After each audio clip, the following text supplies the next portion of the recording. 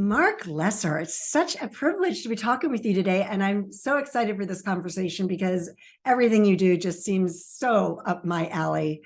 So thank you so much for being here. Well, great. Well, tell me a little bit about your alley. Well, you're a Zen teacher, first of all, and you helped develop a mindfulness program inside of Google's headquarters. That's so cool. Yeah, I feel amazingly privileged and lucky, and my parents were not thrilled, when I dropped out of college and spent 10 years living at the San Francisco Zen Center.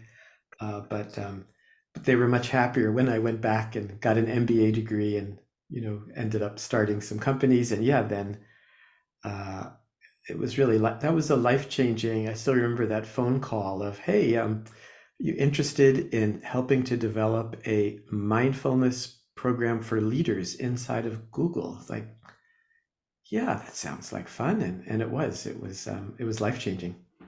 So before we go into your backstory, because I want to hear more about that, and since we're talking about Google, do you think that that really helped shape some of the culture that they have here? Because I mean, it's known as a really great place to work, you know. Yeah. Yeah, I mean, in some way, there were many, many people who went through that program, and it certainly changed a lot of lives. Um, it had an influence on the culture there, but it's, enormous company, spread Yeah. around the world. So, but I think the fact um, that Google was supporting a mindfulness and emotional intelligence program. I mean, everyone knew that that was happening, and that, so yeah, it definitely had a positive influence, I think. That's really awesome. And it's great to hear that such a huge part of most likely the world. I think Google is in, I mean, for years I was like, oh, I just asked my best friend Google and I'll find the Well, answers, right? well, one Yeah. of the things that it did for sure was it gave mindful leadership a kind of heightened credibility, and mindful leadership programs ended up being part of many, many companies all around the world. So even though, I couldn't say for sure, answer that question like, did it change the Google culture? It changed the world culture around. Um, it kind of shifted the way people look at leadership, and I think that's still kind of ongoing, right? That the old school, top-down leadership, the sense that that business is essentially, right, rooting out the emotions and humanness. All of that was kind of the underbelly of corporations in our country for the last 100 or more years, and we almost don't even see it, but in some way I think it's been an enormous shift that still we're still in it, Yeah. about how do you organize people, how do you get stuff done, productive ways, but how do you do it at the same time, bring in and build humanity and collaboration and trust and all those things, and the mindfulness piece, that there's a good deal of research as well as experience as to the positive influence that this mindfulness and meditation practice have had on the corporate world. Yeah. Well, I know that they do say that most billionaires attribute much of their success to mindfulness and meditation and things like that. And like you said, I don't think we're there yet, but I think in corporate America, especially, we're still working toward getting that emotional intelligence to be really sunk in Mhm. leadership. Yeah, Yeah. yeah. It's, again, I think there has been a major shift and Yeah. again, still ongoing. Still ongoing. And but hey, at least it's on people. The seeds have been planted, put it that way. The Mhm, seeds have been mhm, planted and it's on people's minds. So that's really mhm. great. Okay, so let's hear about your story of how you ended up quitting college and going to the San Francisco Zen Center for 10 years. Because I'd love to hear about that. That's kind of a bold thing to do, right? For most college kids. Yeah, I look back and think, there's a thin line sometimes between courage and stupidity. But uh, no, it's interesting. I think I grew up in a small suburban town in New Jersey, and I think in a lot of ways I was pretty asleep as a kid, other than sports. I kind of sports got me through high school, found myself in college, and I think a number of things came together that woke me up. Part of it was the people who were around me at Rutgers, from who were there from all over the country and all over the world. I became passionate about reading, which I had not really done, and I took a course in French, German, and Italian literature in translation, which was mind-blowing, reading about great writers through fiction. And then I discovered psychology and existentialism, and I read a book that really shook me, by a book called Toward a Psychology of Being by Abraham Maslow, which was a study of exceptional people who, and he did a lot of research. It's interesting, a lot of people don't know this about Maslow. They think of his hierarchy of needs, which was also groundbreaking psychology. But Right. this was a study he did of thousands of people, wanting to know why certain people seemed more at ease, more emotional, felt more deeply. And there was something about that really grabbed my attention, especially in contrast to how I felt and how asleep I felt. And I feel like I need this. I need this. And someone handed me a brochure about some things that were happening on the West Coast, and I decided I needed to go find out for myself. It took a 1 year leave of absence from Rutgers. But then when I learned of the San Francisco Zen Center, as soon as I walked in, I think the people and the practice and the beauty of the place, it was something just right for me. Um, that I still have the letter that I wrote. My mother saved it. The letter that I wrote to my parents, explaining why I wasn't coming back to college and why this was the education that I needed. I now know as a parent how hard that letter must have been, but it turned out to be really life changing. And also, uh, a big surprise was the role of work and leadership, that I kept getting asked to take on leadership roles at the Zen Center. Mhm. And there was something about the attitudes and culture of this integration of meditation, mindfulness, Zen with work and leadership, that I remember thinking, why isn't everyone doing this? It just made so much sense. And that set me on my course of life. And I ended up, after 10 years, going back and finishing my degree at Rutgers, and then going right into business school. I went to New York University, graduate business school, and shortly after I came out, I ended up starting my first company.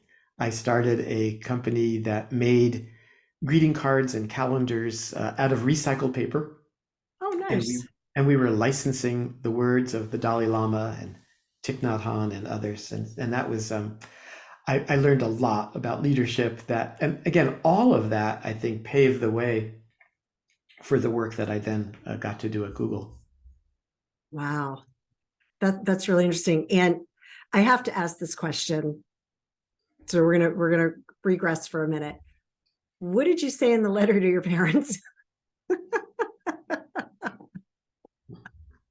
Um, I think I described that how much I was learning, appreciating, enjoying being at life at the San Francisco Zen Center, that I was surrounded by Ivy League dropouts, really smart, good, interesting people.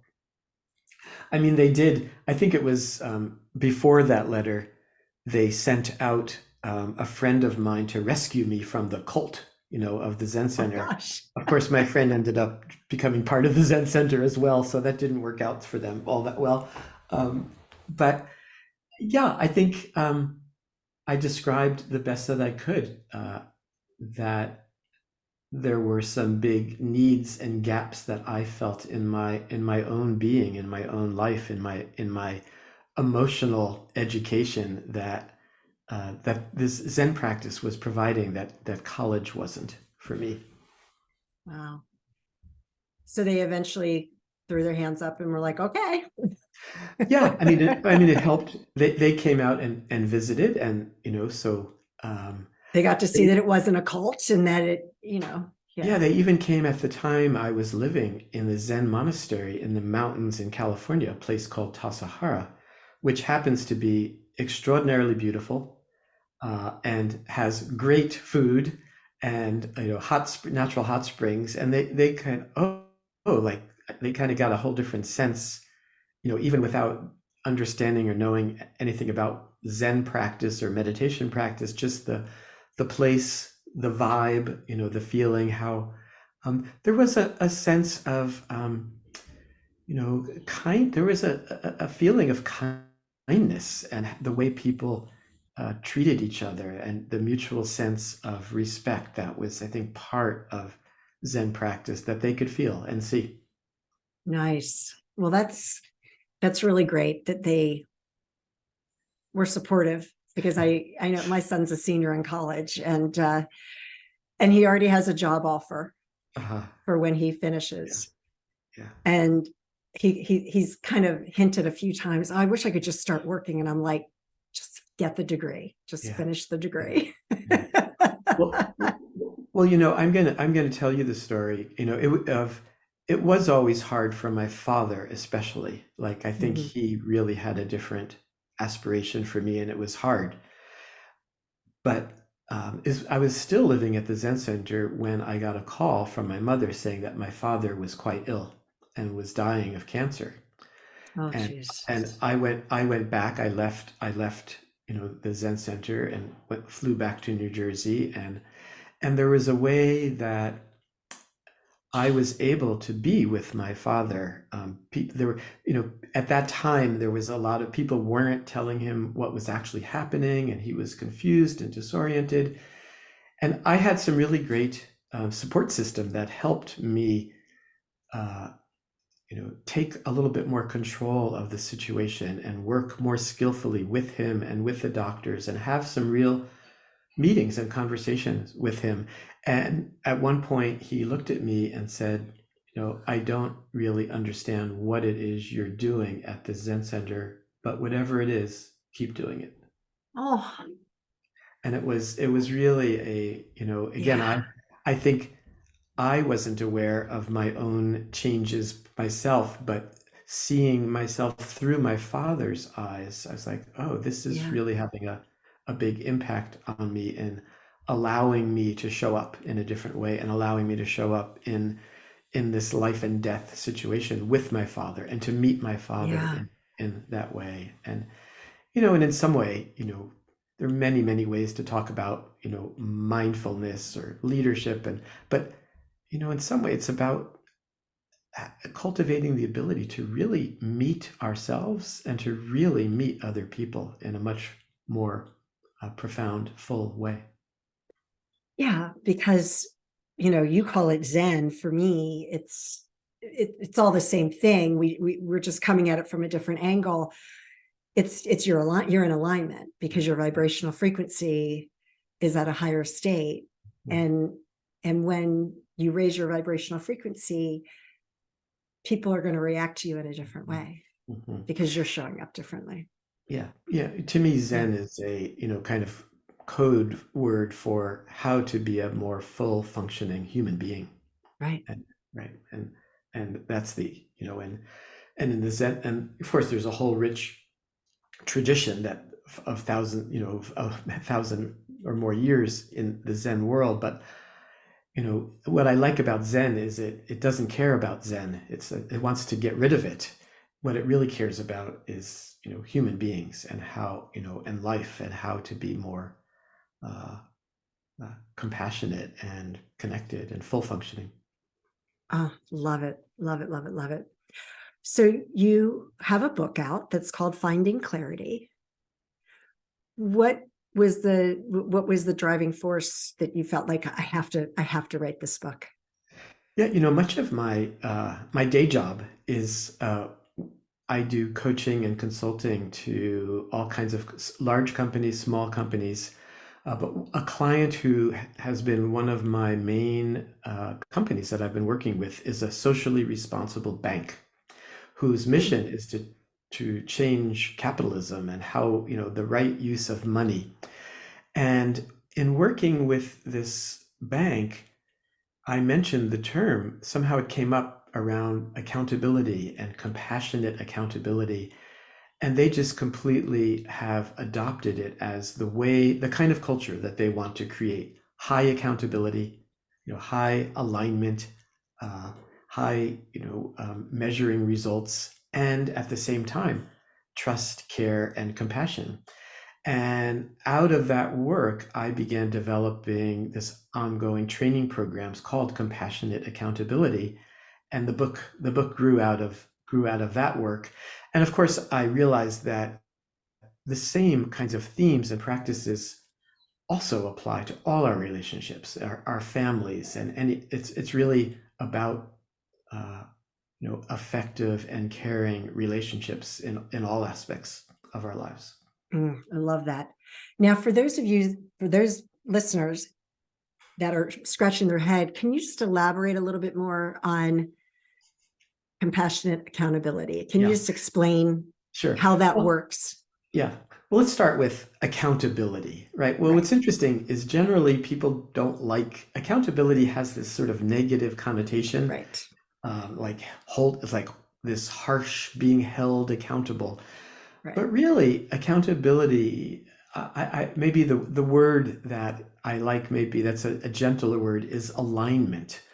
In a Mhm. way, accountability means to be aligned with your own action, your actions and words and values are all aligned. This is a form of holding yourself accountable. Yeah. And then accountability with others is around alignment. In what ways are there gaps, and in what ways are we in sync with what we're trying to do, with our vision of what success looks like, or even in families, in how we are speaking to each other, what are underlying values, what's most important to us. And accountability, though, can be cold and harsh and needs the caring, trusting, compassion side. And to me, especially in workplace cultures, there's something so, I think, useful about what looks like competing kinds of values or activities, but they're needed. We need this clear sense of measurement, this clarity about what it is we're doing, but we also need the humanity. We need the trust and the care. So this is where as a practice, this, you know, compassion and accountability, right? Workplaces that are high in compassion and low in accountability don't work very well either. No. They might feel warm and fuzzy, but they're kind of frustrating because not much is getting done. And workplaces that are high in accountability, also not the kind of place that people need. We need the humanity. We need to bring in the compassion piece as well. So this, I think, is the aha of bringing these two practices together as one practice, as compassionate accountability. And all of it underneath is about, cultivating more clarity, more self-awareness, more not being caught by our fight, flight, and freeze tendencies, or the negativity bias, or our whatever our stories are. We're such storytelling creatures. Yes. So Yes. clarity is the cuts through all in order to actually be a more accountable and compassionate. We need to shift those stories. So that's how you're suggesting you bridge the gap Mhm. in an organization that is highly compassionate but is not holding anyone accountable, and Mhm. vice versa. Yeah. So is that where you come in and Yeah. say, okay, you've got to get very clear on what? What are they Yeah. getting clear on? They're getting clear on two things, two main big buckets. One is, what is it we're trying to accomplish? What does success look like? And it's Okay. amazing how easy it is to lack clarity there, because it's always changing and growing and developing. Like what, I mean, there's financials, but then there's projects, there's what are our all of the assumptions about success. But the other big bucket is, how are we working together? Like, how are we doing with things like vulnerability and expressing? How do we treat failure and things, and breakdowns? What are expectations about responsiveness with each other? And again, the what and the how are the key pieces that we want to have a lot of accountability. And it's hard, it's ongoing work. And then there's always that darn human piece, that emotional piece, that emotional intelligence piece that comes in and influences a lot, both the accountability and the compassion piece. Well, sure, because there's some people that don't want to be the bad guy, that the good cop, bad cop. They don't want to be the bad cop. And then there's some people that don't have a compassionate bone in their body. So how do you, Yeah. what do you do in that case? How can you teach somebody to be compassionate if it's just not part of their fabric? I think, well, first I want to there's a lot of interesting research and practices around not avoiding conflict, right? The Mm-hmm. importance of not avoiding Right. when there are gaps, when there's conflict, and there will be conflict. Of course. And most people tend to be conflict avoidant. There are some people who are on the other side who overreact, and Yeah. there's some leaders who they might think they're questioning someone when they actually turn into interrogating them. This is kind of Right. overreacting to Right. conflict. I think that for the most part, compassion is baked into us as human beings. You know, it's part of our makeup. There are exceptions, but Yes. the person who doesn't have a compassionate bone in their body, man, that is a real rare bird. And that's, so I think what we're talking about is this much more, in a bell curve. It's normal people are, Right. so yeah, there are Well, and some exceptions. There are some, those tend to be the real toxic, there are toxic people, there are toxic right. players. But more and more, what I've noticed, and this is part of the shift that's happening, is they're not tolerated. They're mostly not tolerated. Little by little, Right. they're being rooted out of workplaces, or they're having to change. They're having to realize that that particular toxic, non-compassionate style, that used to work. People like that used to get promoted and used to end up finding themselves, in leadership roles. Of course, it still happens, but it's really the exception more and more these days. Yeah. And I think what I was referring to more of is that you have, and I'm not trying to say it's a male thing or a female thing, it's just more predominant in men, is that their egos get in the Mhm. way, and that there's many men that their ego is so strong because they feel like that's what they need in order to get ahead and in order Right. to be that leader. Mhm. I'm not saying they're not compassionate, it's just they don't allow Yeah. that side to come into the workplace. Yeah. Yeah.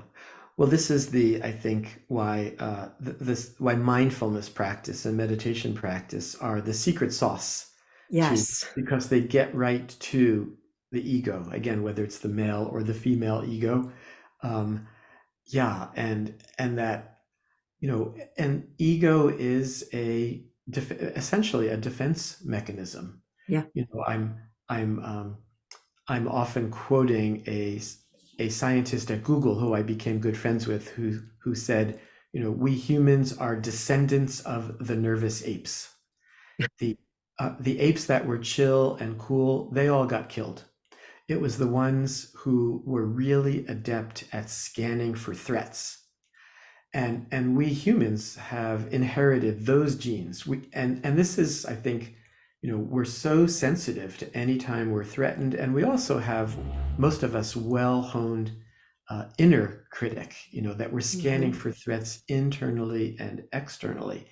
And this is very much related, I think, to ego and why men or why people tend to be so ego driven, because um, it's a safety mechanism. It's a way to bolster one's survival. We're here to Yeah. survive.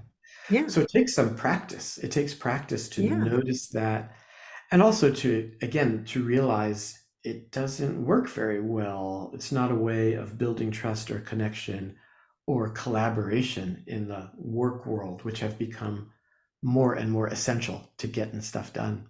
Yes. No kidding. Thank you for all of that. And thank you so much for the work that you're doing. This is just incredible. Your book, Finding Clarity, can be found on Amazon. Do you have a website? I do. My website is marclesser.net, marclesser.net. Yeah. Fantastic. Is there anything else that you want to share with the audience before we close up that we haven't brought up, or we haven't talked about? Well, I'll just mention the title of the first chapter of my book is Be Curious, Not Furious. Oh, And I think everyone should have that sewn in to our clothing. And again, this can be whether you're in traffic or on a line or someone looks at you in a certain way, just to bring a sense of curiosity into, especially when we're triggered, when we're annoyed, when things feel hard, um, to be curious, not furious, as a I love practice. that. Be curious, not furious. I'm writing that down. Yes, please do. All right, Marc, thank you so much for everything that you're doing. Folks, check out his book, Finding Clarity. Go to his website, marclesser.net, and that will be on or in the show notes as well. Thank you Thank you so so much. much. And Thanks. thank you for listening today.